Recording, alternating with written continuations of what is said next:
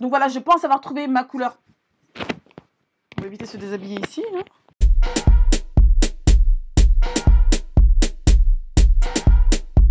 Salut à tous, c'est Kay. Alors aujourd'hui c'est mon dernier jour avec cette couleur vibrante que j'aime. Oh, elle va me manquer, elle va me manquer, elle va me manquer, elle va me manquer. Je reviens plus sérieusement sur donc ma couleur. Pour vous rappeler un peu, c'est une couleur à la cire colorante naturelle que j'ai appliquée il y a maintenant 10 jours. Oui, j'aurais voulu l'enlever bien plus tôt, c'est-à-dire au bout d'une semaine, mais j'ai été malade, pour vous raconter un peu ma vie. Et je n'ai pas pu, j'ai préféré attendre plutôt que de faire n'importe quoi dans un état pas possible. Donc voilà, je reviens aujourd'hui pour vous faire un petit retour sur expérience de ma couleur, comment elle a évolué au cours de ces 10 jours. Donc si vous voulez jeter un petit coup d'œil sur le détail de cette évolution, je vous conseille d'aller faire un petit tour sur la vidéo juste avant, celle de la semaine dernière, où je vous ai fait un petit détail jusqu'au 4e jour, il me semble, de ce qui s'est passé. Voilà, je suis arrêtée au 4e jour parce qu'après il n'y avait pas trop d'évolution. Au tout début, comme vous avez pu le voir sur la vidéo précédente, ma couleur était vraiment rose foncé. Ensuite, par mon plus grand bonheur, au bout du 3e jour, elle est passée à quelque chose d'un peu plus foncé, donc il se rapprochait un peu plus du rouge. Et voilà, au bout de 10 jours, de quoi elle a l'air. C'est vraiment une couleur que j'apprécie énormément. J'adore, j'adore, j'adore. J'aurais tellement voulu qu'elle soit comme ça dès le départ, mais bon, on peut pas tout avoir dans la vie. Bien que je continue à chercher ma colo parfaite, naturelle et rouge, vibrante comme j'aime. Donc je reviens maintenant à une question qu'on m'a beaucoup posée. On me demandait si la couleur dégorgeait. Elle va dégorger, mais attention dans certains cas. C'est-à-dire que, oui, quand je passe mes mains dans mes cheveux, mais que je reste longtemps dans mes cheveux, mes mains vont être un peu roses, il faut que j'aille me laver les mains. Sur ces 10 jours, j'ai travaillé 6 jours d'affilée, et pendant ces 6 jours, j'ai eu une journée, donc je crois que c'était le 2e jour, où j'ai lâché mes cheveux pour voir vraiment de quoi avait l'air la couleur, parce que vous savez, je les porte souvent attachés, parce que, je sais pas, c'est une période où j'aime bien les porter attachés. Le truc, c'est que j'ai vraiment fait le test ultime, c'est-à-dire que je les ai portés pendant tout un service au travail, donc mon service, c'est un service de 7 heures, et moi, au boulot, j'ai une chemise blanche. Voilà, je me suis dit, vas-y, fais le test ultime, porte tes cheveux lâchés sur la chemise blanche. Et au bout de même pas une heure, j'ai eu la chemise toute rose devant et dans mon dos encore pire. Elle était vraiment colorée de chez colorée. Donc j'étais un peu déçue, mais en même temps, je savais un peu ce qui m'attendait parce que j'avais déjà eu la même expérience avec ma coloration semi-permanente de chez Revlon. Vous savez, Revlonissimo, ça que j'utilisais avant, qui est vraiment pour moi le rouge parfait en matière de coloration semi-permanente. Bon, là, c'est vraiment une coloration qui n'est pas semi-permanente, c'est une coloration qui est éphémère. Donc je m'en doutais, mais j'avais envie d'essayer parce que je me suis dit, vas-y, tant qu'à faire, teste à fond. Ensuite, elle était beaucoup plus rose dans le dos qu'au niveau de mes épaules, tout simplement, je pense, parce que avec l'humidité, la chaleur corporelle, au niveau du dos, ça va plus transpirer. Je sais pas, c'est pas pour dire que je transpire, hein, mais la chaleur va plus s'échapper du corps, je pense, au niveau du buste. Parce que là, vous avez toutes les parties vitales du corps. Donc, je pense que c'est pour ça que ça dégorgeait beaucoup plus dans mon dos que là. Et le mouvement aussi, droite-gauche, droite-gauche. Je parle avec la clientèle, donc je bouge beaucoup. Je suis quelqu'un d'assez expressif, comme vous avez pu le remarquer. Donc, le fait de bouger, je pense que mes locks aussi frottaient contre mon dos et ça n'a pas arrangé la chose. Ensuite, chose que je trouve plutôt pas mal, c'est vraiment que le fait que ce soit une couleur naturelle et éphémère, ça permet de changer de tête. Si vous aimez changer de couleur, vous allez voir que vous avez une multitude de couleurs. Ça passe du blond à l'argenté, au bleu, au violet. C'est vraiment magnifique. Et d'ailleurs, je vous conseille d'aller jeter un petit coup d'œil en barre d'infos. Je vous mets le lien du site et vous avez le droit à 15% de réduction avec mon code KAY. Donc n'hésitez pas, foncez, foncez, foncez. Personnellement, j'adore, j'adore, j'adore. Il y a un petit mais, c'est que vraiment moi, quand j'ai une couleur comme ça, j'aime bien montrer mes cheveux, j'aime bien qu'ils soient exposés parce que moi j'ai pas peur des couleurs, comme vous avez pu le remarquer. Et j'aime bien les voir, mes cheveux, ce sont mes cheveux. Je suis fière de mes cheveux, j'en prends soin. Et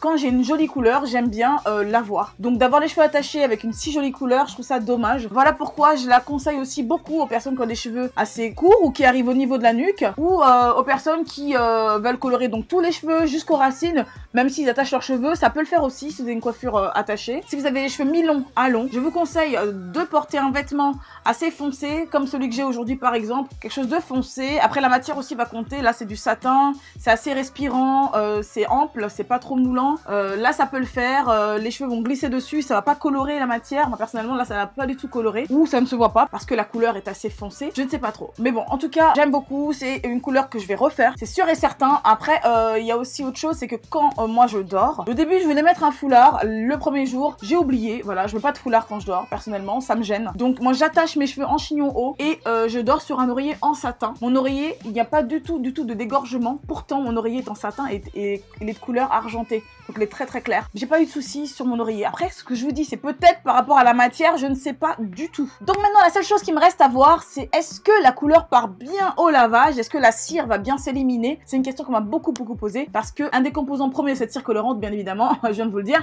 c'est la cire d'abeille. Donc là, c'est parti, hein, je crois qu'il va falloir se lancer. Je vais dans la salle de bain, je vous montre ça, cette fois-ci, je vous montre comment je me lave les cheveux. Donc c'est parti, hein, on va voir si la couleur part bien, si la cire va pas faire que j'ai des résidus qui restent au niveau de mes locks, qui s'incrustent. Donc voilà, je me regarde, j'ai un peu de nostalgie parce que j'aime beaucoup cette couleur. Mais bon, qu'est-ce que tu veux, il faut se laver les cheveux, hein. Faut arrêter de faire ta crasseuse un petit peu. Donc c'est parti. Et voilà, c'est fait, je me suis lavé les cheveux, je suis revenue à ma couleur d'avant, donc ma couleur rougi haut et nez. C'est parti assez correctement. Après, c'est vrai que j'ai mis un bon quart d'heure à me laver les cheveux, mais c'est normal, ne criez pas. Oh mon dieu, j'avais mis presque tout le pot sur ma tête, c'était de la cire. Donc le produit est resté sur mes cheveux. C'est pas comme une coloration classique où vous mettez le produit. Ensuite, ça va colorer vos cheveux. Bon, avec toutes les étapes que je vous passe, hein. Ça colore vos cheveux. Vous rincez le produit et après vous avez vos cheveux colorés. Là, non. Tu mets le produit, tu le laisses. Et après, il faut le retirer.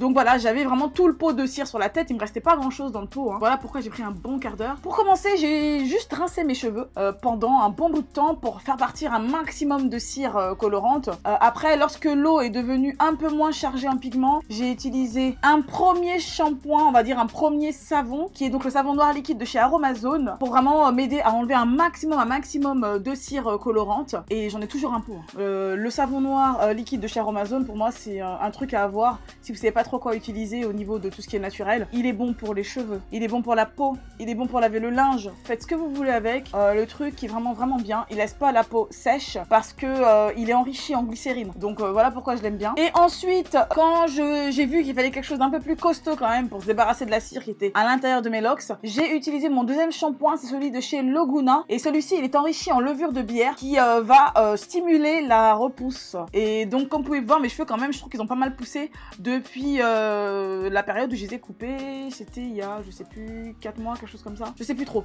Je vais pas dire de bêtises, je vais vous l'écrire juste en bas là avant de réfléchir de trop et vous raconter n'importe quoi. Donc, je trouve qu'ils ont pas mal poussé mes cheveux. Ça fait un petit bout de temps que je suis sur ce shampoing là. Après, c'est une cumulation de pas mal de trucs. Mais bon, je vais vous en parler dans une prochaine vidéo, hein, de comment je fais pour que mes cheveux poussent aussi bien.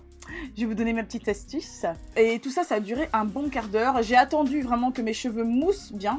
Tant que je voyais pas assez de mousse, je continuais. Donc j'ai dû faire, je sais plus, au moins 5 ou 6 shampoings, si ce n'est pas plus. J'ai attendu que la mousse devienne bien blanche pour me dire qu'enfin mes cheveux étaient lavés et que je m'étais débarrassée de la cire colorante. Donc vous voyez, pour les personnes qui me demandaient, pour les personnes qui avaient peur des résidus, personnellement, je n'ai pas eu de résidus, mais après, j'ai bien pris mon temps pour bien laver mes cheveux. Attention, les locks, c'est pas comme les cheveux qui ne sont pas loxés, c'est-à-dire qu'ils sont complètement libres. Là, la cire va juste recouvrir le cheveu libre. Vous avez juste à la retirer avec le savon. Mais les locks sont des cheveux entremêlés.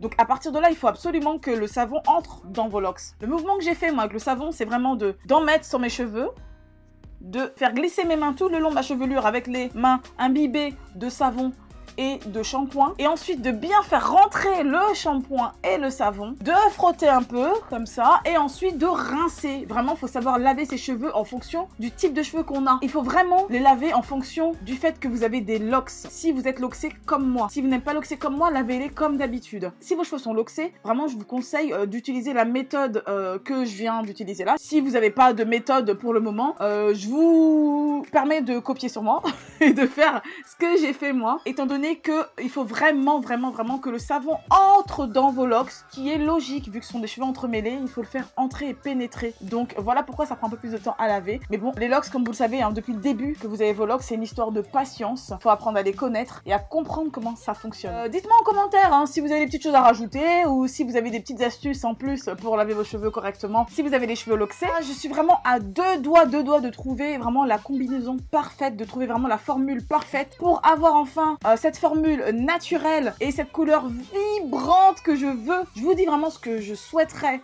trouver. C'est une couleur rouge vibrante, parce que j'aime le rouge, je suis pas prête à changer de couleur pour le moment, qui fonctionne un peu comme une cire, mais plus comme une coloration semi-permanente, c'est-à-dire que je vais l'appliquer, ensuite la rincer, que ça colore vraiment mes cheveux et que la composition soit nickel. Je prie pour trouver ça. J'y suis presque, la cire me va, mais c'est vraiment ponctuel. C'est vraiment si un jour je veux me faire une couleur vibrante pour sortir ou quelque chose comme ça, oui, j'utiliserai cette cire avec grand plaisir, donc vraiment de façon éphémère. De toute façon, c'est vraiment le rôle de la cire, hein, comme un maquillage, je pense. Donc voilà, j'espère que cette vidéo vous aura plu. Un petit pouce vers le haut si vous l'avez aimé. N'hésitez pas et n'oubliez pas de vous abonner en cliquant juste en bas et en activant la petite cloche pour être au courant dès que je mets une nouvelle vidéo en ligne. Et c'est vraiment très important d'activer cette petite cloche. Étant donné que je poste très souvent mais de façon aléatoire, c'est pour être au courant dès que la vidéo est mise en ligne. Et voilà, je vous fais des gros bisous. Je vous dis à très vite pour la prochaine. Bye bye.